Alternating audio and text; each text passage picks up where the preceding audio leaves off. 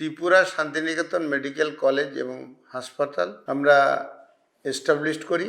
এই সময় ত্রিপুরার শিল্প উপযোগী পরিবেশ তৈরি করার লক্ষ্যে পজিটিভ বার্তা নামে একটি প্ল্যাটফর্ম আমরা শুরু করি। আমি ব্যক্তিগতভাবে মনে করি পজিটিভ অ্যাটিটিউড ছাড়া শিল্পবান্ধব পরিবেশ তৈরি হবে না।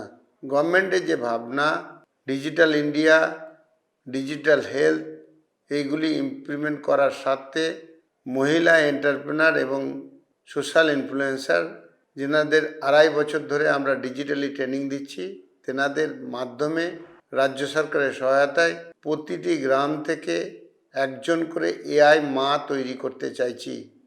এআই মা হচ্ছে ওই গ্রামের একটি মহিলা যিনি ডিজিটালি প্রশিক্ষণ নিয়ে এআই এবং ডিজিটালের মধ্য দিয়ে শিক্ষা, স্বাস্থ্য, খেলাধুলা, ট্যুরিজম ইত্যাদি ডিজিটাল সিস্টেমে পরিষেবাগুলিকে তাদের বাড়িতে পৌঁছে দেওয়া, এই কাজটি পরিচালনা করবেন বা যেনার মাধ্যমে হবেন তিনি এআই মা।